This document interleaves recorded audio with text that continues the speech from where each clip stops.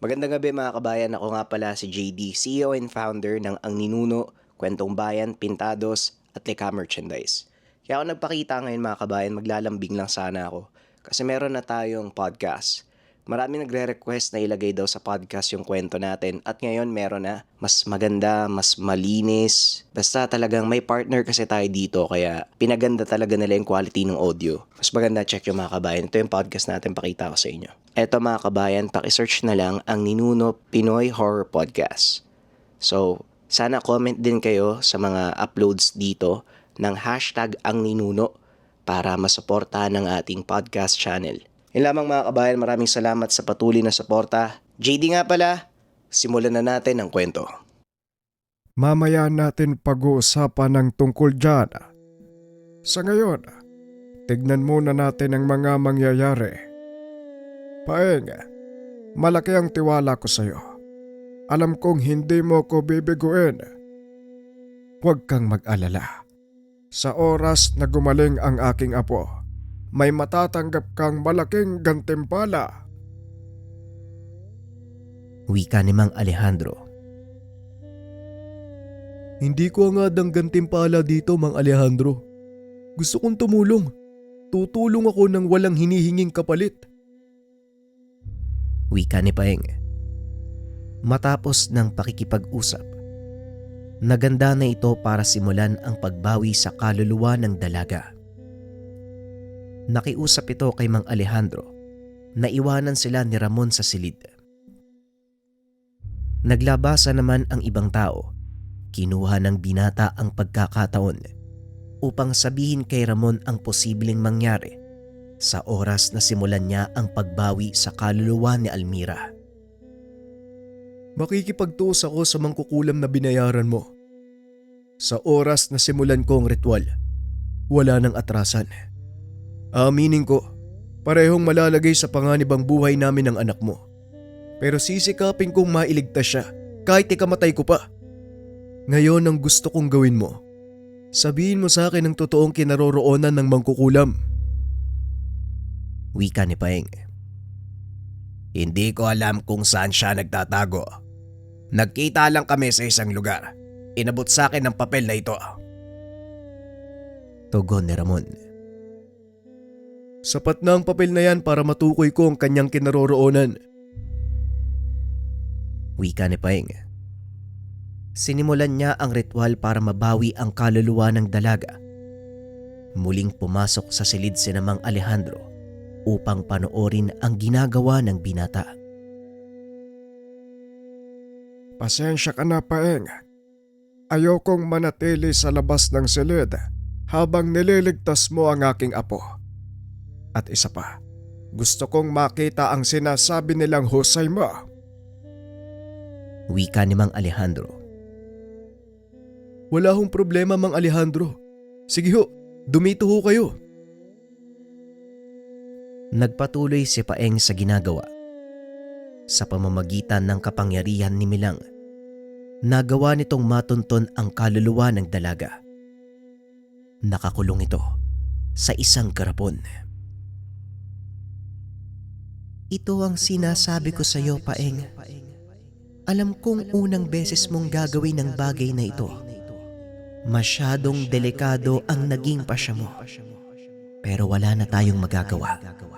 Kailangan nating tapusin ang misyon na to. Wika ni Milang.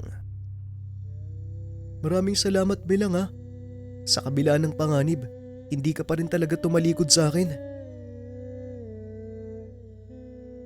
Wala ka ng ibang maaasahan, hindi ba? At isa pa, ipinagkatiwala ng dalawang matanda ang buhay mo sa akin. Kaya kung sakaling mamamatay ka sa gagawin natin, malaking kabiguan para sa akin. Wika ni Milang. Huwag kang mag-alala dahil hindi ako mabibigo sa labang to. Nandyan ka sa tabi ko eh. Tiwala ko sa kapangyarihang ipinagkaloob mo sa akin. Tugon ni Paeng. Habang nakikipag-usap ang binata sa gabay, sinubukan naman ng anggitay na pakawalan ang kaluluwa sa garapon.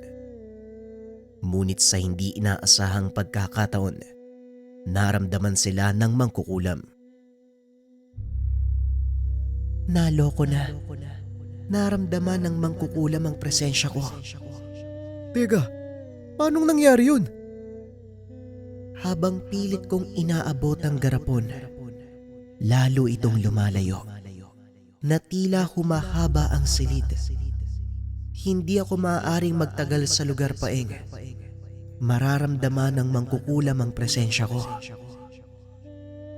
Pagpapaliwanag ni Milang. Anong maaari nating gawin, Milang? Walang ibang paraan kung hindi hanapin ang kinaroroonan ng mangkukulam. Kailangan kong sumapi sa katawan ng pasyente upang makapasok ako sa lagusang ginamit ng kanyang kaluluwa. Tugon ni Milang. Hindi ba mas delikado ang gagawin mo? Maaaring ikaw naman ang makulong kapag nagkataon. Wika ni Paeng sa gabay. Oo, delikado. Pero kailangan. May paraan naman para pareho kaming makawala. Kailangan lang ng tamang tiyempo. Manatili kang alerto. Antayin mo ang hudyat ko. Dahil sa oras na makalabas na kami ng kaluluwa ng dalaga, maaaring sumunod ang mangkukulam at pare-pareho tayong mapahamak. Gamitin mo ang mga kamay ng bathala para buksan ang lagusan ng kanyang pisikal na katawan. At sa oras na makalabas ako, isara mo ito. Paeng, maaaring makulong sa katawan ng dalaga ang kaluluwa ng mangkukulam. At yon ang tamang pagkakataon upang patayin siya. Pagpapaliwanag ng anggitay. Malinaw, Milang.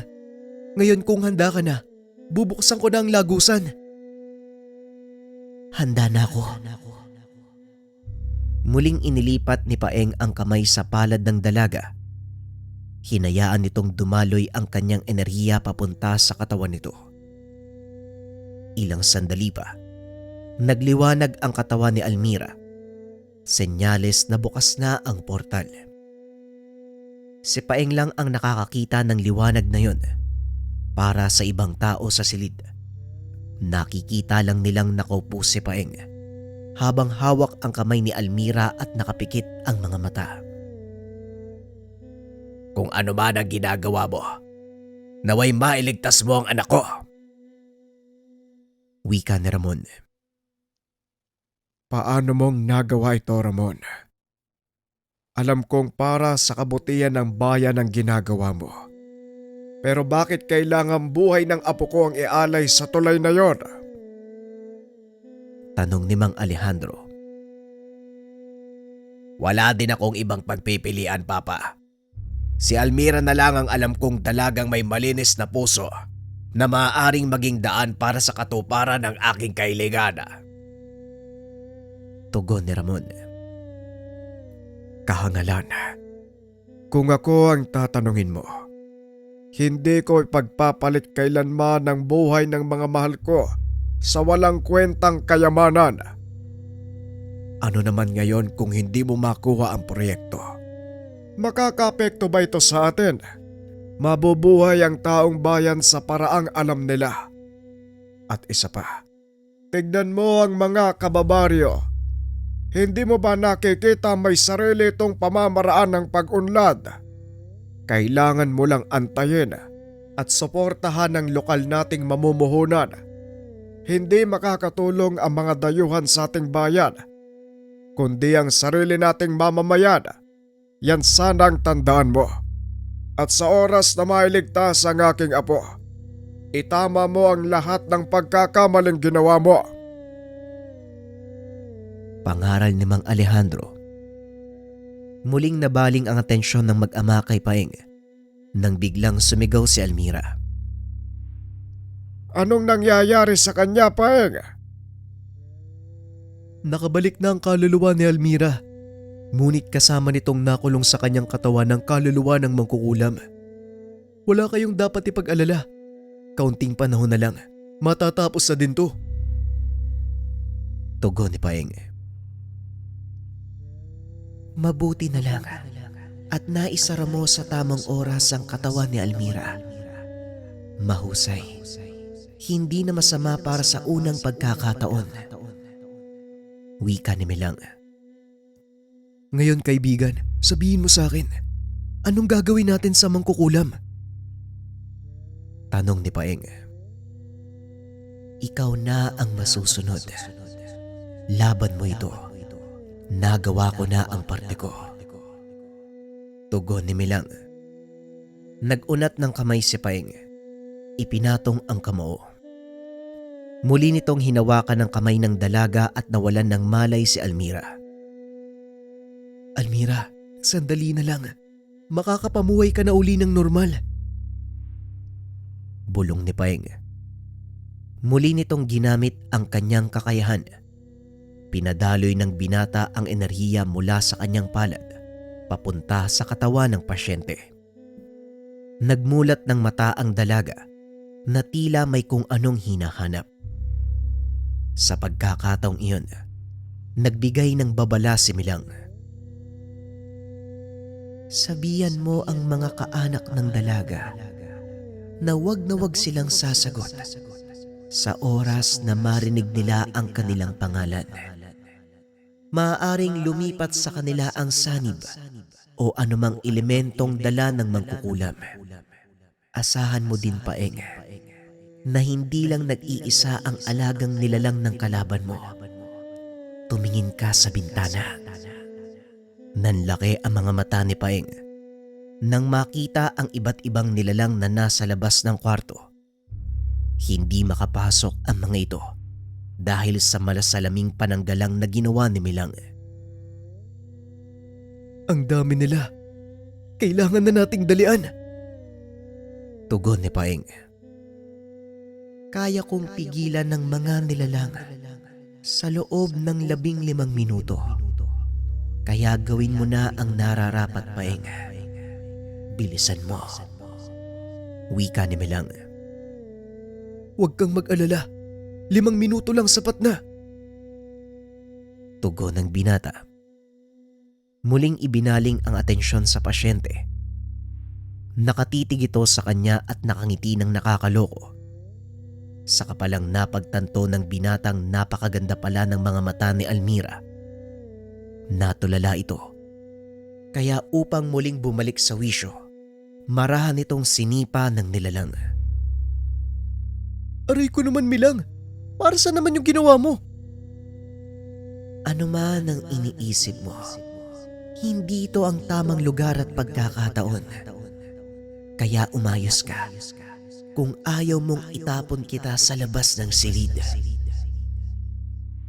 Napailing na lang si Paeng. Muling itinoon ang atensyon sa pasyente.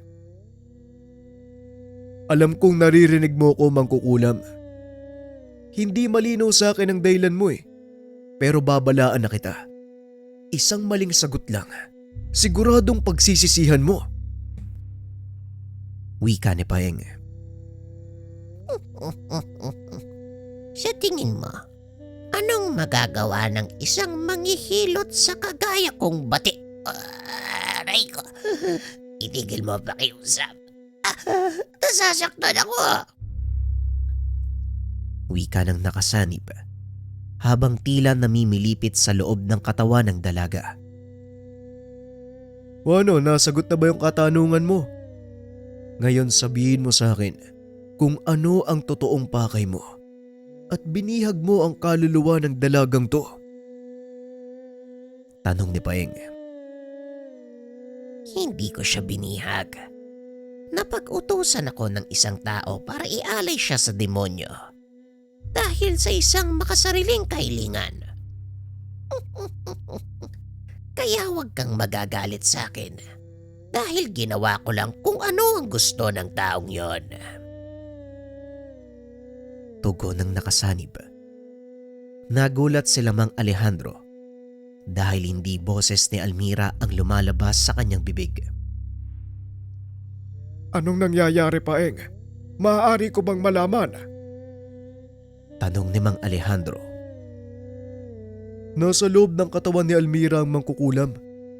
Kaya sa oras na tawagin ng apo nyo ang inyong pangalan, huwag na huwag kayong sasagot dahil hindi siya ang tumatawag sa inyo. Tugon ni Paeng. Nakatitig lang ang binata kay Ramon na nooy nakayuko at tila hiyang-hiya sa ginagawa. Muling bumalik ang binata sa pasyente. Ngayon siguro naman, alam mo nang wala ka magagawa, di ba? Kaya kung ako sa'yo, tuluyan mong kalasin ang ginawa mong sumpa para makalaya ng lubusan ng kaluluwa ng dalagang to. Wika ni Paeng. Nakadepende ang lahat sa magiging kasunduan. Aray, itigil mo ang ginagawa mo. Tugon ng mangkukulam. Ngunit hindi niya ito magawang ituloy dahil sa tuwing hindi magugustuhan ni Paeng ang sasabihin nito. Nagbabato ng parusa ang binata sa pamamagitan ng kanyang mga daliri. Meron akong 4 na daliring nakalapat sa palad ng dalagang to. 2 pa lang ang itinataas ko. Isang maling sagot pa, pagsisisihan mo. Tanggalin mo ang sumpa at palayain mo ang kaluluwa ng dalaga. Muling wika ni Paeng. Hindi ko maaaring gawin yon kung walang kapalit. Aray, tama na. Nasasaktan ako. Tugon ng mangkukulam. Muling itinaas ni Paeng ang isa sa 2 daliring natitira. Isang daliri na lang ang nakalapat. Ano, magmamatigas ka pa ba? Wala akong panahon para makipaglaro sa'yo. Wika ni Paeng. Lolo Alejandro, Lolo, tulungan niyo po ako. Papatayin ako ng manghihilot na to. Wika ni Almira. Ito ang totoo niyang boses. Sa kabila ng kagustuhan ng matandang tumulong, hindi ito sumagot dahil alam niyang hindi si Almira ang nagsasalita. Hindi ka nila papakinggan. Una pa lang, binalaan ko na sila tungkol sa maaari mong gawin. Wika ni Paeng. Kung hindi ako nagkakamali, sinabi mong 5 minuto lang ang kailangan mo, hindi ba? Mukhang hindi na mangyayari yon. Lumagpas ka na. Wika ng mangkukulam. Tama ka, 5 minuto lang ang kailangan ko eh. Kaya bibigyan kita ng isa pang pagkakataon. Tanggalin mo ang sumpa. Baka sakaling pakawalan pa kita. Tugon ni Paeng. Sabay tingin kay Milang. Inilabas naman ng anggitay ang kanyang sibat na gawa sa ginto. Iniumang ito sa katawan ng dalaga.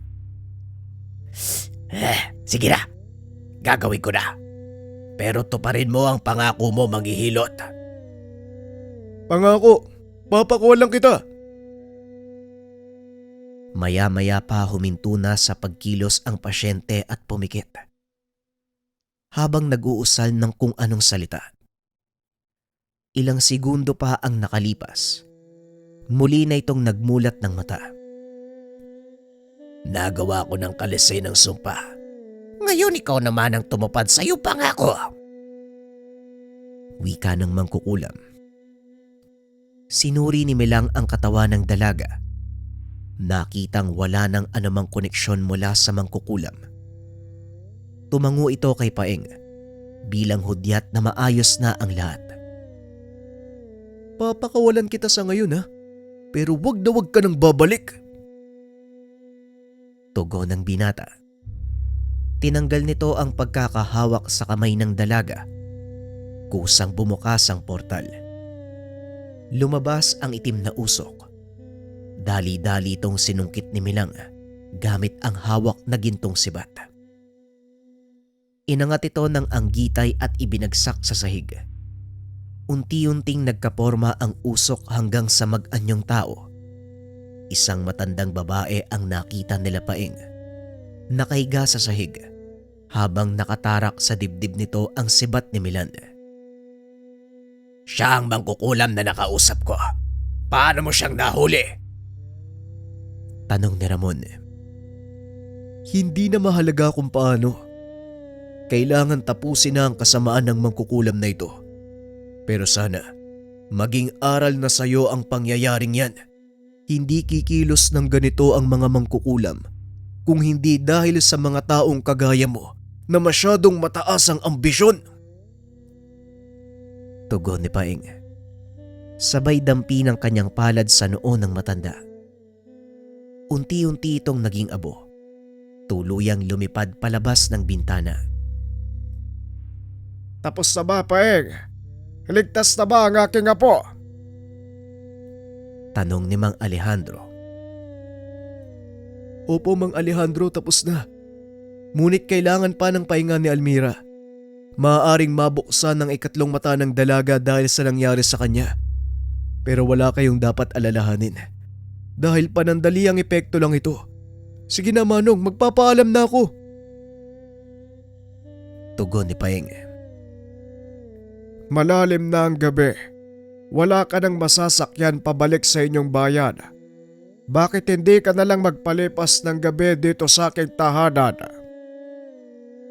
Wika ni Mang Alejandro. Hindi na siguro, Manong. Sa parada ng bus na lang. Gusto kong manatili ka. Magpalipas ng gabi. Gusto kitang makasalo sa almusal bukas. Hindi na naituloy ni Paeng ang sasabihin dahil inawat ito ni Almira. At kapag apo ko ang nagsalita, walang makakabali noon.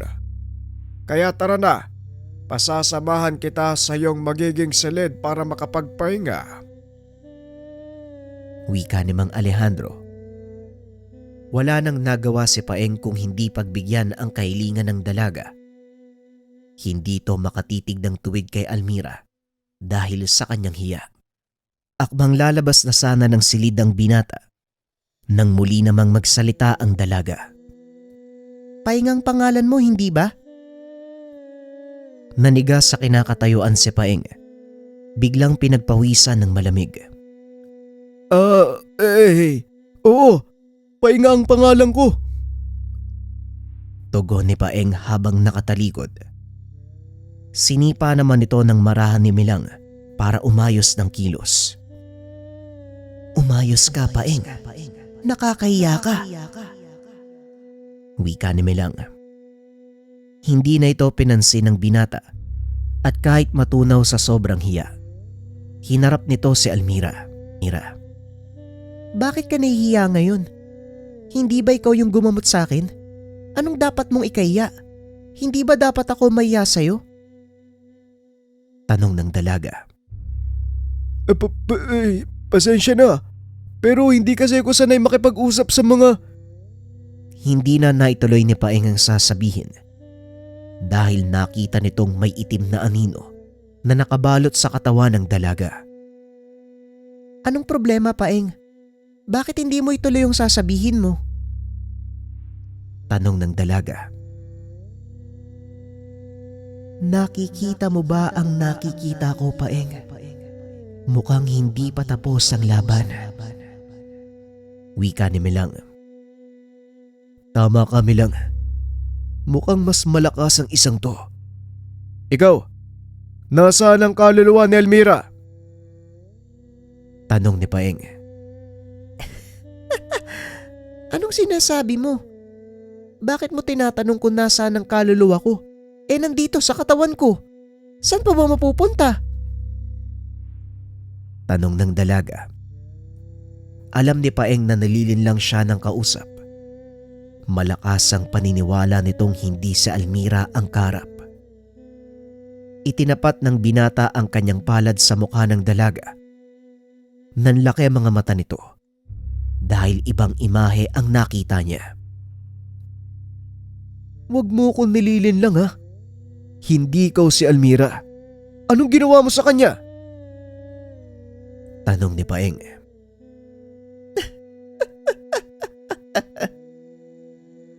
Mahusay ka nga talaga. Hindi ko akalaing mahuhuli mo ko. Pero wag kang mag-alala, Paeng. Hindi ako kalaban. Ako si Madalag, ang gabay ni Almira. Nasa maayos siyang kalagayan, kaya wala kang dapat alalahanin. Tugon ng nilalang na nagpakilalang Madalag. Kung may gabay si Almira, bakit siya nagawang mahuli ng isang mangkukulam? Tanong ni Paeng. Sa pagkakataong iyon si Madalag na ang kausap ng binata. Nagawa nitong gayahin ang boses ng dalaga. Kaya naman hindi na naghinala ang mga taong nasa loob ng silid. Hindi pa alam ni Almira ang tungkol sa akin. At dahil sa nangyari, nagkaroon ako ng kakayahang pumasok sa kanyang katawan. Tugon ni Madalag. Biglang lumitaw si Milang sa tabi ni Paeng. Kaagad namang yumuko ang diwata. Ikinagagala kitang makita, Madalag. Hindi ko akalaing magtatagpo tayo sa mundong ito. Wika ni Milang.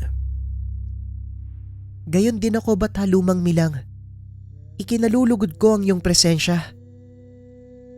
Tugon ni Madalag. Napatingin naman si Paeng kay Milang. Bathaluman? Hindi mo sinabi sa akin, bathala ka pala? Tanong ni Paeng. Hindi na kailangan pang sabihin sa iyo, Paeng. Mas mabuting hindi mo alam para hindi ka umasa sa akin ng lubusan. At masasabi kong nagtagumpay ang aking balak. Nga pala, Madalag, maaari ko bang malaman kung bakit nandito ka? Tanong ni Milang. May masamang kaganapang nagbabadya, Bathaluman. Kaming mga diwata dito sa mundo ng mga tao ay nababahala. May malakas na angkan ng mga aswang ang muling nagbabalik. Ang kinakatakot namin, baka manalakay sila sa mundong ito. Wika ni Madalag. Napansin ni Paeng na tila huminto ang oras. Hindi kumikilos ang ibang taong nasa loob ng silid. Maging ang katawan ni Almira na natiling nakahiga sa kama. Teka, anong nangyari kila Mang Alejandro? Bakit hindi sila gumagalaw? Tanong ni Paeng. Pansamantala kong pinatigil ang oras sa silid na ito para hindi maapektuhan ng mga tao. Bathalumang Milang, kakailanganin namin ng tulong nyo, lalo na ang kamay ng bathala. Wika ni Madalag. Naipagkaloob ko na ang kamay ng bathala sa taong nararapat. Kaya siya ang kailangan mong pakiusapan. Wika ni Milang habang nakatitig kay Paeng. Ang taong ito, ang pinagkalooban mo ng kamay ng bathala? Hindi kaya nawawala ka na sa tamang pag-iisip, Bathaluman? Tanong ni Madalag. Kino-question mo ba ang aking pagpapasya, Madalag? Tanong ni Milang. Muling yumuko si Madalag at humingi ng kapatawaran sa sinabi. Patawarin mo po ang aking kangalan. Hindi na po mauulit, Bathaluman. Takot na wika ni Madalag. Dito na napagtanto ni Paeng na ang kaibigan, isa ngang mataas na uri ng elemento. Sabihan mo ang iyong mga kasamahan na alam ko na ang nangyari. Nakahanda kami sa anumang lalantad na kaganapan, kaakibat ng muling pagbabalik ng sinasabi mong angkan ng mga aswang. Wika ni Milang. Matapos ay biglang naglaho si Madalag. Nagbalik sa dati ang silid. Walang kamuwang-muwang si Mang Alejandro sa nangyari. Nang tignan nito si Almira, nakatitig lang din ito sa kanya. Ang mabuti pa magpahinga na kayo, Paeng. Bukas na lang tayo mag-usap. Alam kong pagod kayo at ikaw naman, Ramon. Gawin mo ang pinag-uutos ko sa'yo. Wika ni Mang Alejandro. Habang nakaiga sa malambot na kama, nag-uusap sina Milang at Paeng. Sana lang hindi magbago ang tingin mo sa akin. Ngayong alam mo na isa akong mataas na bathaluman, Paeng. Wika ni Milang. Huwag kang mag-alala, Milang. Kung ano man ang pagkakakilala ko sa'yo, simula umpisa, yun pa rin ang tingin ko eh. Hindi yun magbabago pero ang pinagtataka ko ngayon, anong ibig sabihin ni madalag? Anong lahi ng mga aswang ang nagbalik? Tanong ni Paeng. Malalaman mo na lang sa oras na dumating sila. Ngayon magpahinga ka dahil malaking porsyento ng enerhiya ang nagamit mo sa laban kanina. Tugon ni Milang. Pinili nitong wag sagutin ang tanong ni Paeng dahil nais niyang lutasin ang problemang iyon nang hindi na nadadamay pa ang binata. Kinabukasan, maagang nagising si Paeng dahil sa tilaok na mga manok sa bakuran ni Mang Alejandro. Napag-alaman ng binata na mahilig din sa sabong ang matanda. Pasensya na kung nagising ka ha sa mga alaga kong manok. Ano? Kumusta naman ang tulog mo, Paeng? Tanong ni Mang Alejandro habang hinihimas ang alagang manok. Maayos naman ho, Manong. Si Almira ho ba? Nagising na? Tanong ng binata habang iniikot ang tingin sa kapaligiran. Tanaw mula sa kinakatayuan ng binata ang napakagandang tanawin ng kapatagan. Pinili kong magpatayo ng bahay sa lugar na ito para matanaw ko ang bayan. Alam mo, Paeng, matagal na panahon akong naging ama ng bayang ito. Kaya alam ko ang kapasidad ng mga tao. Sa panahon ng panunungkulan ko, ni minsan walang dayuhang namumuhuna ng pumasok, lalo na ang mga pasugalan, dahil alam kong sila ang sisira sa buhay ng mga tao dito. Wika ni Mang Alejandro. Hindi naman po masamang yakapin ang pagbabago eh. Pero kailangan pa din nating isaalang-alangan talagang makakabuti para sa mga tao. Kung titignan lang natin ang panglabas na imahe ng ating kapaligiran, madali lang pong buuin yun eh. Madali lang din pagandahin. Pero aanuin mo ang maunlad na pamunuan kung nabubulok naman ang sistema at naghihirap ang mga taong naninirahan.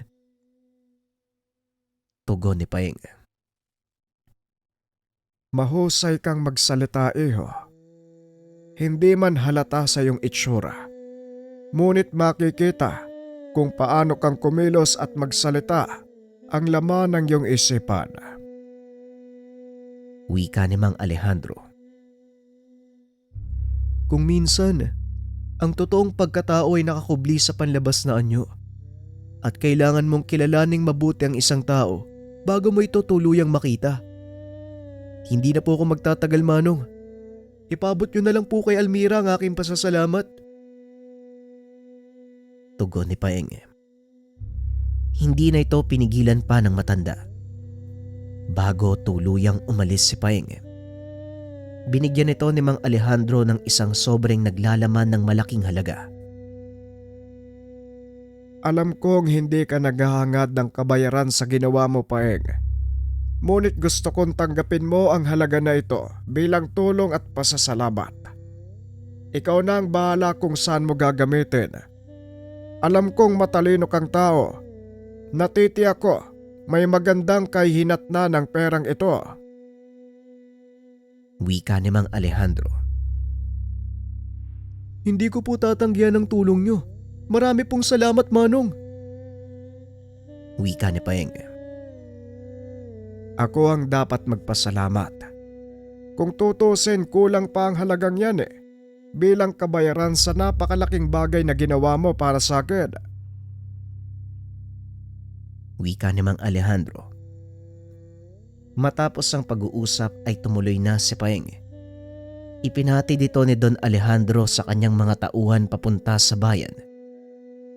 Pagdating ng binata sa tahanan, nakita nitong nakaabang si Dagul at ang ilan sa mga kababaryo.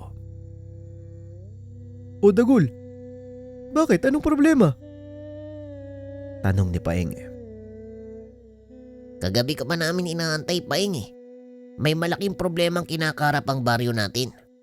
Isang malubhang sakit ang lumaganap ngayon eh. Kagabi lang ito natuklasan ng mga tao. Ang ilan ay sinugod na sa ospital. Pero sa kasamaang palad, hindi rin sila nakaabot. Marami nang naapektuhan at karamihan sa kanila, mga kabataan at kababaihan. Pagpapaliwanag ni Dagul. Tinignan ni Paeng ang ilan sa mga kababaryong kasama ng kaibigan. Kabilang sa mga ito si Aling Linda. Ano pong may paglilingkod ko sa inyo? Tanong ni Paeng. Lumapit sa kanya ang kapitan ng baryo. Marami na sa mga kababayan natin ang namatay, Paeng. Sa loob ng ilang oras. Hindi namin nalaman nangyayari. Maging ang mga doktor walang eksaktong paliwanag sa lumalaganap na sakit. Kaya nagbabakasakali kaming humingi ng tulong mula sa iyo. Wika ng kapitan. Ganun po ba? Pero hindi ba tinatawag niyo akong kampo ng demonyo? Hindi ba sumagi sa isipan niyo na baka ako may gawa niyan? Tanong ng binata habang nakatitig kay Aling Linda. Baka kumalat nga ang ganong usap-usapan. Ngunit hindi lahat sa amin naniwala doon. Pagpapaliwanag ng kapitan. Pero nanghusga pa rin kayo eh. Tapos ngayon humingi kayo ng tulong sa taong hinusgahan niyo. Dahil lang sa hindi niyo maunawaan ang lahat. Pero sige, huwag kayo mag-alala. Tutulong pa rin ako. Gaya ng sinumpa ko sa puntod ng aking mga magulang. Wika ni Paeng. Kung ano man ang nangyari, maaari bang patawarin mo ang mga nanghusga sa iyo? Pakiusap ng kapitan. Matagal ko na silang napatawad. Ang tanong na lang dyan, kung napatawad na ba nila ang mga sarili nila. Sige na kapitan, susunod na lang ako sa kabisera. Pasensya na kayo ha. Dahil hindi ako maaaring tumanggap ng pasyente sa bahay ko. Umuwi kayo at antayin ako. Doon tayo sa sarili niyong pamamahay. Nang sa ganun wala kayong masabi. Tugon ni Paeng. Isa-isang nag-alisan ang mga ito habang nagbubulungan. Naiwan naman si Dagul kasama ang isa pang kakilala. Sasamahan ka namin papunta sa bayan, Paeng ha. Pasensya ka na. Wala din kasi kaming ibang malapitan eh. Wala na kaming maisip eh. Wika ni Dagul. Ayos lang Dagul. Sinabi ko lang yung mga bagay na yun para ipamukha sa mga kababaryo natin na dapat hindi sila nanghuhusga ng mga tao tapos sa huli hihingi din sila ng tulong. Sandali lang ha. Ilalagay ko lang sa loob ng dala ko. Tugon ni Paeng. Matapos ay umalis na ito para daluhan ang mga kababaryong nangangailangan ng tulong. Inuna ng binata ang mga taong dinala sa ospital dahil ayon sa kapitan, sila ang pinakamalala ang kondisyon. Halos manlumo ang binata nang makitang punong-puno ng mga nahihirapang kababaryo ang mga silid. Maging sa daanan at ang sahig ng pagamutan ay may nakaiga. Isa-isang sinuri ng binata ang mga ito. Sinubukang pagalingin gamit ang kanyang kakayahan. Ngunit laking pagtataka ng binata dahil hindi gumagana ang kanyang kapangyarihan. Milang, nandito ka ba? Bakit hindi ko sila mapagaling? Tanong ni Paeng sa gabay. Yun ay sa kadahilanan na wala ng kaluluwang nananahan sa kanilang katawan. Gaya ito ng kaso ni Almira. Ang pinagkaiba nga lang, mukhang wala ng pag-asang makakabalik pa ang kaluluwa nila. Pagpapaliwanag ni Milang. Anong ibig mong sabihin, Milang? Paanong hindi na makakabalik yung kaluluwa nila? Tanong ni Paeng. Tignan mong maigi ang kanilang katawan. Unti-unti nang nabubulok ang mga ito na parang naaagnas na bangkay. Pinagmasdang mabuti ni Paeng ang katawan ng pasyente. Nakitang totoo ang sinasabi ni Milang. Anong magagawa natin, Milang? Tanong ni Paeng. Patawad, Paeng. Pero wala na akong magagawa para ibalik pa ang kaluluwa ng mga taong yan. Dahil kinain na ito ng kung anong nilalang. Ito na ang sinasabi ni Madalag. Dinama ng binata ang pulso ng mga ito. Ngunit wala nang nadamang pulso si Paeng. Mukhang tama ka, Milang. Kailangan tapatin natin ang mga kaanak nila. Wika ni Paeng. Kinausap nito ang mga kaanak ng pasyente. Ipinaliwanag ang mga nangyari. Gaya ng inaasahan, hindi naniwala ang mga tao sa sinabi nito. Wala ka nang magagawa. Nasabi mo na sa kanila ang katotohanan. Sapat nang nasabi mo ang totoo. Huwag mong hahayaan na dalhin mo ang bigat ng sitwasyong ito. Wika ni Milang. Sa pagkakataong iyon, hindi matanggap ni Paeng na nabigo siya sa pagtulong sa mga kababaryo. Dinalaw nito ang puntod ng mga magulang upang maglabas ng sama ng loob at humingi ng kapatawaran. Kailangan may gawin ako, Milang. Hindi pwedeng tumunganga na lang. Ngayon ako higit na kailangan ng mga tao eh. Para saan pa ang kakayahang ibinigay mo sa akin kung wala naman ako magagawa? Wika ni Paeng. Kagaya ng lahat ng nandito sa mundo, Paeng, ang kapangyarihan ng kamay ng bathala ay may limitasyon. Hindi mo maaaring ibalik ang buhay ng tao kung wala na ang kaluluwa nito sa kanyang katawan. Kailangan mong tanggapin sa iyong sarili ang limitasyon na iyon at umusad. Wika ni Milang.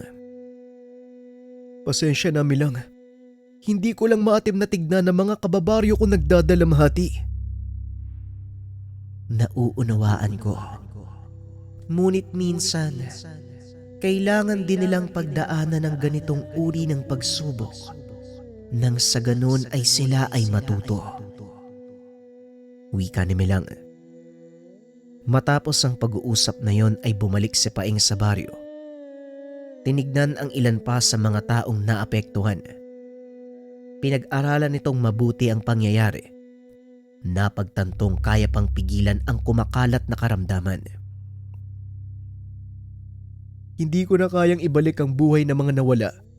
Ngunit kaya kong pagalingin ng iba. At doon ako mag-uumpisa. Milang, kakailanganin ko ang lahat ng tulong mo. May magagawa ka ba? Tanong ni Paeng. Hindi ako mangangako. Pero susubukan ko, Paeng. Mawawala ako ng ilang araw at pakiusap. Huwag na huwag kang gagawa ng mga hakbang na pagsisisihan mo. Wika ni Milang. Matapos ang pag-uusap ng dalawa, sinimula ni Paeng ang paggamot sa mga kababayan. Samantalang si Milang, bumalik sa kanyang mundong pinanggalingan upang humingi ng tulong. Ilang araw ding walang pahinga ang binata sa pag-aasikaso sa mga kababaryo at sa tulong ng ilang mabuting tao. Unti-unting napigilan ni Paeng ang paglaganap ng hindi kilalang karamdaman, maging ang mga doktor. Hindi makapaniwala na nagawang lunasan ng binata ang sakit. Naging usap-usapan sa bayan ang nangyari at sentro ng atensyon ng binata. Ang daming tao na yung naghahanap sa'yo, Paeng. Karamihan sa kanila mula sa mga pahayagan. Mukhang gusto nilang malaman kung anong sikreto mo. Wika ni Dagul.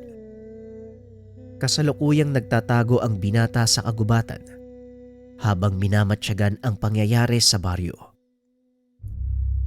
Wala tayong magagawa, Dagul eh. Hindi naman pwedeng tumunganga na lang ako. Mas mabuti nang malaman ng tao ang nangyari kaysa naman tuluyan silang maubos nang wala tayong ginagawa. Wika ni Paeng. Kung sa bagay, tama ka nga naman. Pero yun nga lang, Nawalan ka na ng kalayaan, tignan mo. Nandito ko ngayon sa gitna ng kawalan. Nakatira sa maliit na kubong gawa sa dahon ng nyog. Samantalang may sarili ka namang tahanan. Wika ni Dagul. Ayos lang yun. Pansamantala lang naman yan, Dagul eh. Matatapos din ang lahat ng to. Wika ni Paeng. Dinadalhan lang ito ng pagkain at pangangailangan ng kaibigan sa tuwing dadalaw.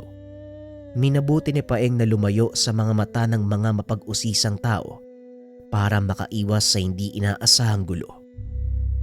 Lumipas pa ang ilang araw. Nagbalik na si Milang kasama si Madalag. Mabuti naman at sinunod mo ang payo ko, Paeng. Nga pala, kasama ko si Madalag.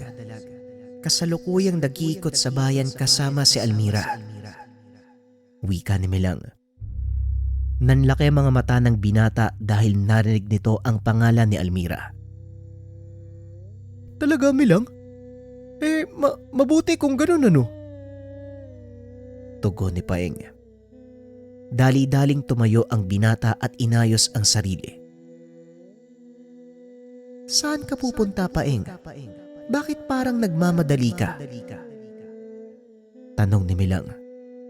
Siguro bababa ako ng bayan. Kakailanganin ni Almira yung tulong ko eh. Wika ni Paeng. Teka, sandali lang. Paano yung mga taong naghahanap sa'yo? Baka kuyugin ka nila. Tanong ng Anggitay. Di, hayaan mo sila, Milang. Madali lang namang umiwas eh, saka gusto ko ring malaman kung ano ang maaari nating gawin para matuntun yung may gawa nito. Wika ni Paeng. Hindi na kailangan dahil nagawa na itong mahanap ng iba pa nating kasama. May ilan akong nahingian ng tulong at karamihan sa kanila mahusay na babaylan at manunugis. Ipinapayo ko sa iyong manatili ka muna sa lugar na ito para intayin ang pagdating nila. Wika ni Milang. Sa kabila ng kagustuhang muling makita si Almira, wala na itong nagawa, kundi sundin ang payo ng gabay. Mas mahalaga ang kanilang adhikain kaysa pansariling kapakanan. Pagsapit ng hapon, nagdatingan ang mga taong sinasabi ni Milang. Isa sa mga ito ay batikang babaylan na mula pa sa kanilang probinsya. Ikinagagala kong makita kayo at salamat sa pagdalo. Siguro, hindi na rin lingid sa kalaman ninyo kung anong nangyayari. Wika ni Paeng. Tama ka, binata. Hindi nalingid sa amin ang kaganapang ito. Sa katunayan, mas naunang lumantad ang sakit sa aking pinanggalingan at hindi ito likha ng kalikasan. Wika ng isang matanda na ang pangalan ay Tandang Bulang. Yan din ang hinala namin eh. Dahil kung mula ito sa kalikasan, dapat may natagpuan kaming lunas. Sa palagay nyo, sinong may gawa nito? Tanong ni Paeng. Ako si Graciano, isang manunugis. Mga aswang na may kalaman sa kulam at iba pang itim na salamanga. Hindi sila madaling hanapin, kaya nagagawa nila ang anumang naisin. Sila din ang mga uri ng aswang na hindi kumukuha ng lakas sa pamamagitan ng pagkain ng laman ng tao. Sa halip, kinukuha nila ang kaluluwa ng isang tao upang magsilbing pagkain ng kanilang mga bertud. Wika ng lalaki na nagngangalang Graciano. Kung ganun, meron ba kayong alam na paraan para mahanap natin sila? Tanong ni Paeng. May isang palatandaan na tanging ang mga taong nakaharap lang nila ang nakakalam. Bihira ang nakakaligtas sa kanila sa harapang komprontasyon. Maliban sa pisikal na lakas, mahusay din sila sa paggamit ng tigalpo at isa ko sa maswerteng nabuhay nang minsan silang makalaban. Tugon ni Graciano. Mabuti kung ganun. Ngayon, anong magiging plano natin? Nagawa mo ng gamutin ng mga natitirang may sakit. hindi na nila muling susubukang kunin ang mga yan. Kaya itutuon natin ang pansin sa paghahanap sa kanila. Ang pangkat ni Graciano na ang bahala roon.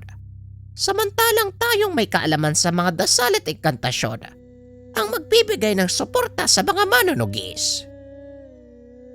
Tugon ni Tandang Bulang. Sasama ako sa mga manunugis. Gusto kong ako mismo ang humarap sa kanila at pagbayarin sa kanilang ginawa. Wika ni Paeng. Sigurado ka bang kakayanin mo, Paeng? Wika ng kanyang gabay. Sa haba ng panahong ginugol ko sa panggagamot, siguro naman sapat na ang aking karanasan para masabing handa na ako. Tugon ni Paeng.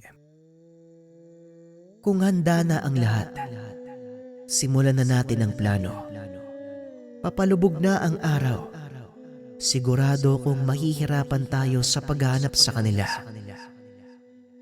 Wika ni Melang. Kami nang bahala. Hindi alintana ng mga tao ko ang kadiliman. Dahil hindi naman paningin ang ginagamit namin, kundi ilong at pangdama. Alam namin ang sangyo ng mga kalaban. Madali namin silang matutunton. Sa katunayan, naamoy ko na sila habang papunta kami rito. Wika ni Graciano. At huwag kayong magpapalata dahil nakasunod sa amin ang ilan sa kanila at kasalukuyang nagmamatsyag sa paligid. Wika ni Tandang Bulang. Binunot ni Graciano ang kanyang itak. Walang pagdadalawang isip na binato sa likuran ni Paeng. Laking gulat ng binata dahil isang tao ang nagpakita. Nakadikit ito sa puno habang nakatarak ang itak sa dibdib. Teka, mukhang kanina pa ang isang yan ah. Bilisan nyo, kailangan na nating umalis dito. Wika ni Paeng. Nagsipagkilos na ang mga kasamahan. Tumakbo pababa ng bundok ang binata na tila hindi nakakaramdam ng pagod. Ngunit nang dumating ito sa kapatagan, panay ang habol nito ng kanyang hininga. Ano, Paeng? Kaya pa? Bakit kasi kailangang tumakbo kung pwede ka namang sumakay sa likod ko? Wika ni Melang. Ayos ka rin eh. Kung inalok mo sa akin yung kanina, edi dapat hindi na ako hiningal lang ganito. Wika ng binata. Maya-maya pa ay nasipat nito si Almira na naglalakad kasama ang 2 tauhan ng kanyang ama. Paeng, mabuti naman nakita tayo dito. Umalis ka lang ng walang pasabi ah. Wika ni Almira. Ipagpaumanin mo kung di man ako nakapagpaalam sa'yo, Almira. Nahihiya kasi ako eh. Pwede bang saka na lang natin pag-usapan yung tungkol dyan? Marami pa akong kailangan atupagin eh. Wika ni Paeng. Ayos ah. Ikaw yung unang lalaking nagsabi ng ganyan. Ang lakas ng lobong talikuran ako ah. Wika ng dalaga. Kala mo talaga. Ako lang naman kasi yung unang lalaki na kausap niya, bukod sa tatay niya, pati na rin kay Mang Alejandro. Bulong ni Paeng. Ano yun? May sinasabi ka ba dyan? Hindi, wala. Sige, magkita na lang tayo mamaya ah. Halika na, Milang. Sandali lang. Alam mo ba kung saan ka pupunta? Sinusundan namin ang mga kasama nating manunugis. Alam nila kung saan hahanapin ang mga kalaban eh. Wika ni Paeng. Mag-iingat kayo. Dahil nakahalo lang din sila sa mga tao. Mahusay magbalat kayo mga aswang na ito. Wika ni Almira. Tumangulang si Paeng. Nagpatuloy sa paglalakad. Anong problema? Akala ko ba gusto mong makita si Almira? Tanong ni Melang.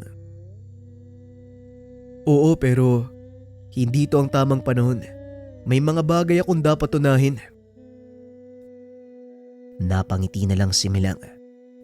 Dahil napagtanto nito, mas lalo nang naging malawak ang pag-iisip ng binata. Ilang sandali pa nakarinig ng mga sigawan ang binata. Dali-dali nitong pinuntahan ang pinanggagalingan ng ingay. Nakita ang naglalabang mga manunugis at mga nilalang. Inilabas ni Milang ang kanyang sibat na ganda upang sumugod. Bilisan mo. Sumakay ka sa likod ko, Paeng. Wika ni Milang. Sigurado ka ba? Alam mo naman siguro kung gaano ko kabigat, di ba? Ang laki-laki ko eh. Tanong ni Paeng. Huwag nang maraming salita. Bilisan mo na at sumakay ka. Muling wika ng anggitay. Laking gulat ni Paeng.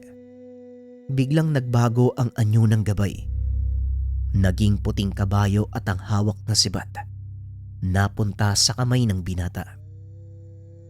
Nagliwanag ang gininto ang sandata. Nakaramdam ng kakaibang lakas si Paeng. Ito ang totoong kapangyarihan ng kamay ng bathala, Paeng. Sa oras na mahawakan mo ang gintong sibat na yan, magiging buo ang iyong lakas. Magagamit mo ang lakas na ito nang walang anumang humahadlang. Pagpapaliwanag ni Milang. Bigla itong tumakbo papunta sa kinaroroonan ng mga naglalabang panig. Laking gulat nila Graciano nang makita ang binata na may hawak na gintong sibat ng mga anggitay. Bawat nagdadaang kalaban ng dalawa, kagad na natutunaw. Kaso nga lang napakarami ng mga ito. Kaya naman medyo nahirapan sina Paeng at Milang. Ito na ba ang sinasabi nilang kamay ng bathala? Isang normal na tao na may kakayahang gumamit ng isang banal na sandata? Tanong ni Graciano. Hindi ka nagkakamali, Graciano. Yan nga ang kamay ng bathala. Sinong mag-aakala? Mapupunta ito sa mukhang takure na napabayaan sa abuhan. Pero lang, mabuting tao ang binatang yan. Kaya hindi nagdalawang isip si Bathalumang Milang na ipagkalob sa kanya ang kamay ng bathala. Patuloy na nakikipagsagupaan ang mga manunugis. Kalaunan ay nagawa nilang patrasin ang mga kalaban. Hahabulin pa sana ito ni Paeng, ngunit pinigilan siya ni Graciano. Huwag mo na silang habulin, Paeng. Hayaan mo silang makatakas. Mas mabuting makarating ito sa kanilang pinuno nang siya mismo ang lumantad at makipagharap sa atin. Isa ito sa mga pamamaraan naming mga mananugis. Salamat sa tulong mo at naisakatuparan ito ng maayos. Wika ni Graciano. Maayos na ba ang lahat? May nasaktan ba sa inyo? Tanong ni Paeng. May ilan mula sa ating panigan na sugatan at mga taga-baryong nadamay. Ngunit wala kang dapat alalahanin. Kasalukuyan silang ginagamot ng isang dalagang may kasamang diwata. Tugon ni Tandang Bulang. Dali-daling pinunta ng binata ang mga sugatan. Hindi nga ito nagkamali dahil nakita niya si Almira na inaasikaso ang mga sugatan. Ito na ang pagkakataon mo para kausapin si Almira. Wika ni Milang. Naglakad ang binata papunta sa kinaroroonan ng dalaga. Naupo ito sa kanyang tabi. Kumusta ang lagay niya? Tanong ng binata habang hinahawakan ang kamay ng sugatan. Maayos na ang kalagayan ng pasyenteng ito. Nilinis ko na ang sugat niya. Tugon ng dalaga. Nagulat ito dahil unti-unting naghihilom ang natamong pinsala ng kanyang pasyente. Ikaw ba? Nasugatan ka ba? Hindi naman. Bakit? Anong bakit? Tinatanong kita kung may sugat ka ba? Wala naman. Ayos lang ako.